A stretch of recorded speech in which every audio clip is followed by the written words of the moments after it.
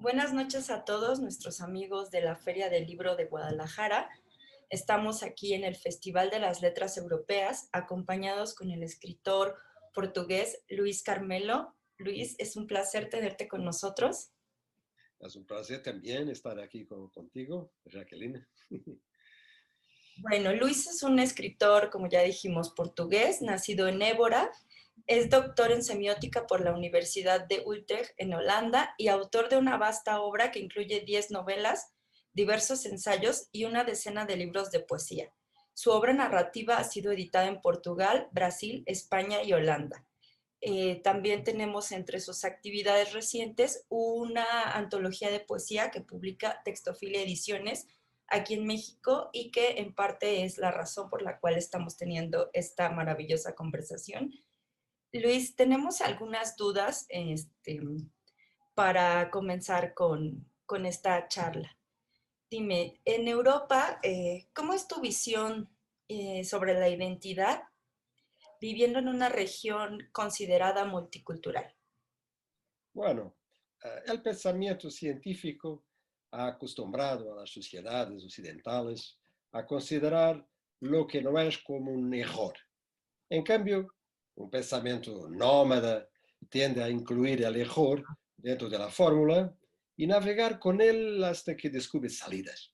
El problema del pensamiento científico y de las vanguardias artísticas que llenaron grande parte del siglo XX, o del proyecto digital de nuestros días, incluso de la ligereza de las modas y cambios de marca, es el salto permanente entre lo que se presenta como evidencia indiscutible en un punto determinado, solo para ser revogada violentamente poco después. Una identidad solo se puede evaluar a través de una visión nómada del espíritu y no a través de cierres, sea esto es lo que sea.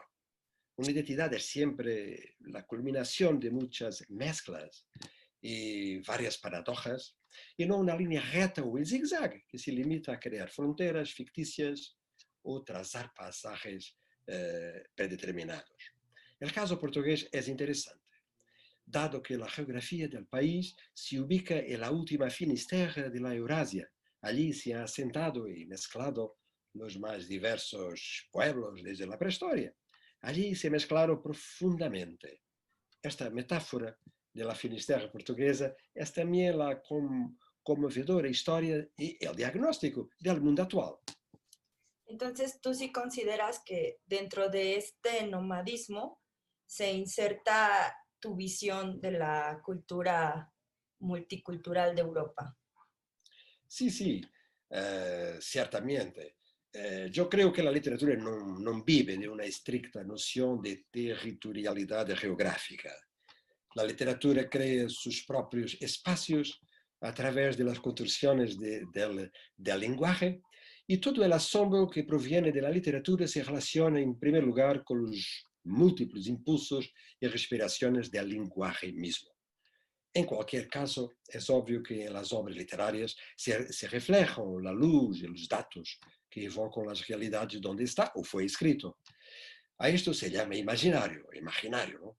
Sin embargo, en el libro 10 horas y media y una noche de verano de Marguerite Duras, la España tiene poco nada que ver con la radiografía de una España real, ¿no? Lo mismo puede decirse del Berlín de Alfred Doblin, en Berlín Alexanderplatz, de la Viena de Musil en El hombre sin cualidades, o por ejemplo, del París de Céline en El viaje de noche. Habrá literatura escrita en Europa o desde Europa, pero es particularmente difícil restringir el alcance de un concepto cuyas fronteras cerradas se limitan a un continente. El Nobel más reciente, por ejemplo, Abdul Razak Gurnah, nació en 1948 durante el dominio colonial británico de Tanganica y Zanzíbar.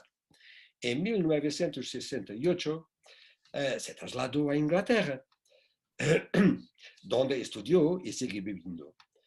Uno podría preguntarse, junto con el caso Rushdie, ¿son escritores británicos? Claro que no, pero no son de Tanzania ni de la India tampoco. La esencia de la literatura no es el espacio de representación. Imaginar que A representa B implica suprimir las diferencias, implica forzar, reducir, suprimir. Al contrario, la literatura y la poesía viven de la realidad que crean sus obras. Este margen de poiesis es el alma de la creatividad literaria, de modo que solo para catálogos pragmáticos, de contenido académico o de otro tipo, se puede ordenar la literatura por continentes. Claro, sí tienes mucha razón y es muy interesante que menciones el caso de Rushdie y del Premio Nobel de Literatura de este año, porque son justo escritores a los que no podemos clasificar en un país, vamos, ni siquiera en una historia literaria. Claro. Y bueno, al respecto de esto, nosotros, bueno, conociendo la historia de Portugal, sabemos que a ti te tocó vivir parte todavía de la dictadura militar en tu país. Como escritor, ¿qué ventajas te da un país y una Europa libre de censuras para la difusión de tu obra? Afortunadamente, Jacqueline, desde los 20 años he vivido en una democracia. Sin embargo, sin embargo, tengo el recuerdo, lo tengo así, el recuerdo de lo que era vivir en una sociedad fascista, donde había censura, persecución y mucho terror social. Este contraste me permite comprender la importancia de la libertad para la creación y difusión de obras literarias en general. De hecho, comencé a publicar hace 40 años, en 1981, y nunca sentí el espectro de la censura. Hoy, sin embargo, vivimos en una era global de cambios y la gente se infiltra en el flujo de la red, en el flujo de los viajes, en el flujo de los gimnasios, en el flujo del consumo y sin darse cuenta se vuelve extremamente permeable a nuevas formas de censura y noticias y otras falsedades. Ser libres y crear libremente implica una autonomía radical del ruido que nos golpea la cabeza todos los días. Es un juego complejo, muy complejo, es cierto, pero el único por el que realmente vale la pena jugar, sobre todo porque un clímax mediático no es, en la mayoría de los casos, un clímax efectivo y real. No debemos permitir que ningún lenguaje, por vibrante e imaginativo que sea, reemplace lo que es una persona, encerrándola en una especie de armario desde el que ni siquiera se puede ver el mundo y mucho menos la literatura, que es una arte del silencio. Las ventajas de un mundo sin censura son, Jacqueline, son infinitas, pero no se gana nada, absolutamente nada. Se debe luchar todos los días. Interesante, Luis. En esta idea que desarrollas de la libertad de creación y de la libertad del escritor, ¿nos podrías hablar de un poco de cuáles son tus motores creativos, qué te inspira, por qué escribes, desde dónde escribes? Ajá. Bueno, la inspiración es un concepto de romanticismo, ¿no? Que está ligado a una cierta trascendencia que mediaría el poeta o el escritor, ¿no? La idea de inspiración también está vinculada a una dimensión del artista inflexible, maldito, visionario y creador de mitos también. Uno de los modelos del poeta inspirado reside en Friedrich Hölderlin, que por extensión podría sumarse a Rimbaud y más tarde a Jim Morrison, ¿por qué no? O un poeta portugués como Alberto. No creo en la inspiración, aunque reconozco que escribir se sale del mundo cotidiano. Escribí en mi ofertorio, en un poema que ahora está en la antología El asombro irrealizado, editada en México por Texto Filia Ediciones, que escribir es colapsar. Colapsar en el sentido de colapsar y estallar. Colapsar para recrear y estallar para reaparecer en el mundo de nuevo con otra cara, con otra forma. Al final, está escrito para que la imaginación pueda dar lugar a nuevos horizontes, nuevas posibilidades. Mis motores para esta operación constante de reinventar la existencia pasan por cierto aislamiento y suspensión del mundo. Con esto quiero traducir lo que dijo una vez el poeta holandés Remco Kampert. Cuando se le preguntó cuando estaba escribiendo, él respondió: Escribo cuando no pertenezco. Es decir, escribo cuando logro separarme del mundo, aunque naturalmente recibo mi aliento de él. De todos modos, llegué a un punto de mi vida, Jacqueline, en el que escribir es algo parecido a una parte de sangre de mi propio cuerpo. Por eso mis motores se han vuelto más corpóreos que propiamente inspirados. Claro, y hablando de esta parte, digamos, en la que tú te aíslas del mundo, sabemos que eso no es completamente posible, aunque para el proceso de la escritura sí lo es. ¿Nos podrías hablar un poco del impacto que sí tiene? Porque evidentemente existe un impacto del mundo exterior, las noticias, los acontecimientos, el constante bombardeo de medios de comunicación o en nuestros tiempos de redes sociales. ¿Cómo impacta todo esto en lo que vives en el día a día y hasta qué punto este mundo exterior se convierte en una motivación para escribir? Sí, el trasfondo es siempre sin remedio la época en que vivimos. Estamos acá. La escena se despliega ante nosotros y nos marca, influye, incluso define la amplitud del ser. Es difícil entender la tercera rima de Dante en esa pendularidad tan específica en la que cada grupo de tres versos crea su propia música, siempre, ¿no? Y es un hecho que el texto de la Divina Comedia fue escrito durante casi 2 décadas, a principios del siglo XIV, en una península italiana completamente a merced del caos social y también político. El propio autor se sabía condenado a muerte si regresaba a Florencia. Todo esto está presente en la comedia y al mismo tiempo no lo está. Lo mismo es cierto hoy. La escena que tenemos ante nuestros ojos es el único espectáculo al que estamos sometidos, porque no somos eternos, no hay un otro. Dentro de 7 siglos, todo deberá ser recontextualizado nuevamente para que podamos entender lo que, lo que estamos escribiendo ahora.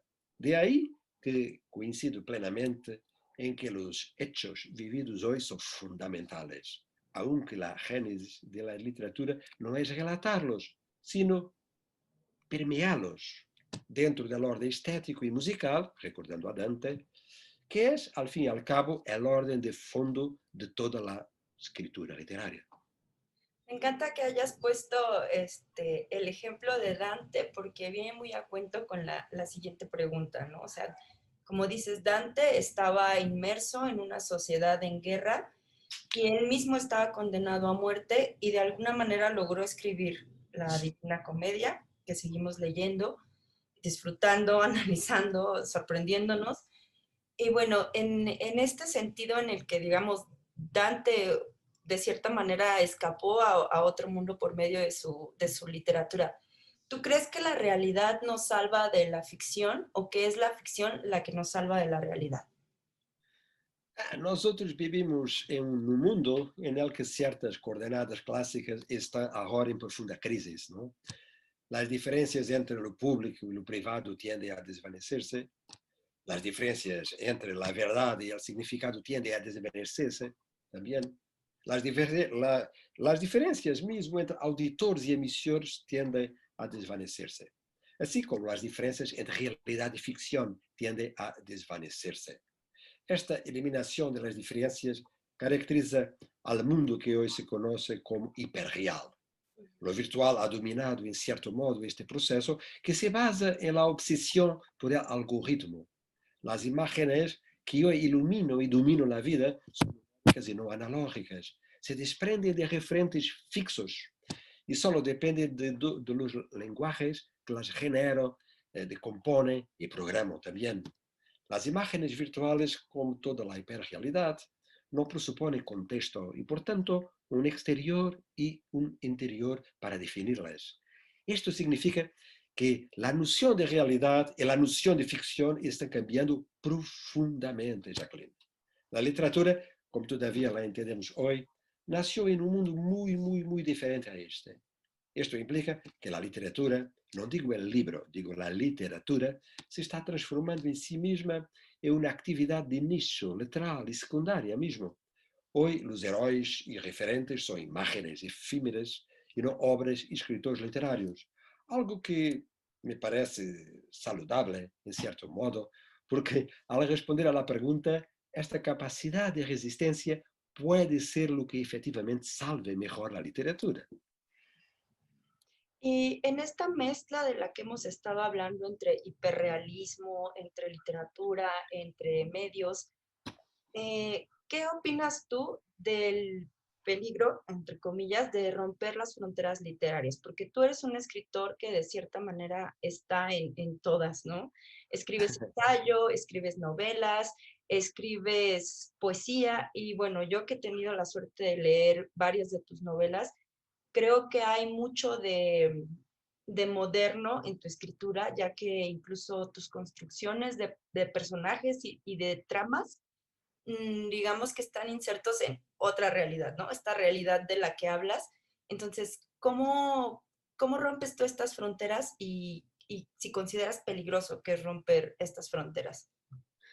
Jacqueline, creo que siempre es muy positivo romper fronteras.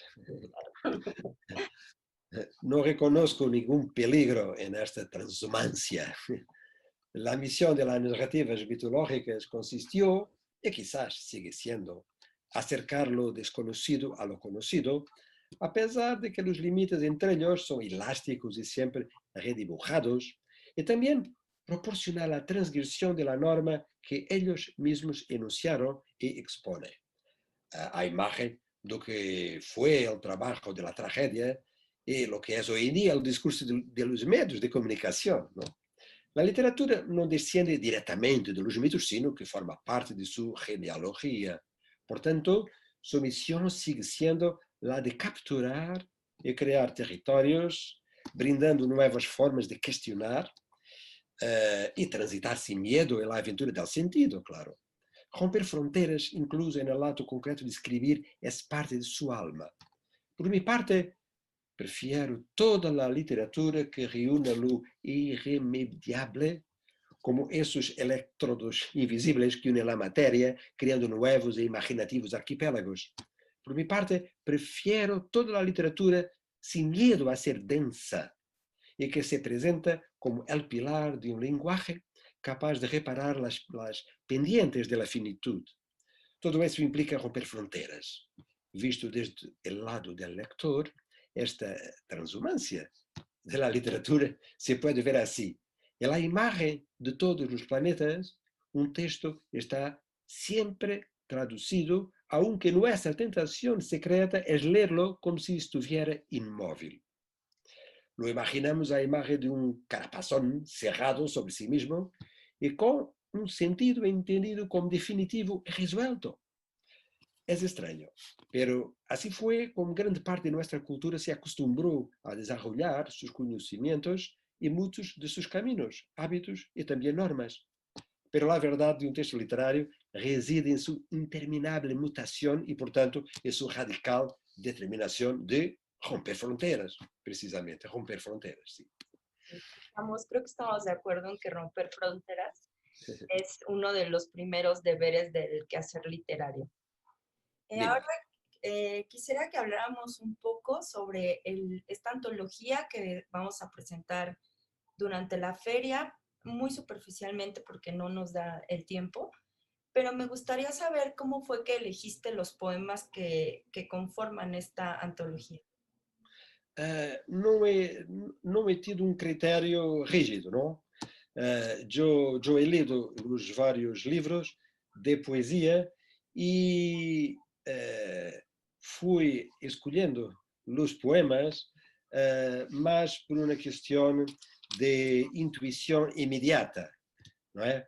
Não segui um critério pré-determinado, mas creio que eles formam um conjunto que é produtivo e que acaba, de algum modo, por refletir o que estes livros enunciaram poeticamente. Sí, bueno, yo tengo la fortuna de conocer muy bien tu obra también poética y sí creo que hiciste un gran trabajo al escoger y seleccionar textos que representan diversos momentos de tu obra. Sabemos también que hay una edición de la trilogía de Sísifo en Colombia, Sí, hecha por sí. la Universidad de los Andes, de la mano del editor Jerónimo Pizarro.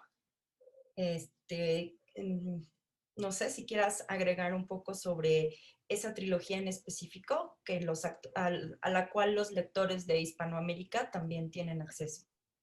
La trilogía del Sísifo deve salir en Colombia no início do próximo ano. Não? São três romances que foram escritos entre 2014 e 2017, mais ou menos. O primeiro se chama Gneiss e é um romance sobre o amor. O segundo, Por Mão Própria, em português, é um romance sobre a perda.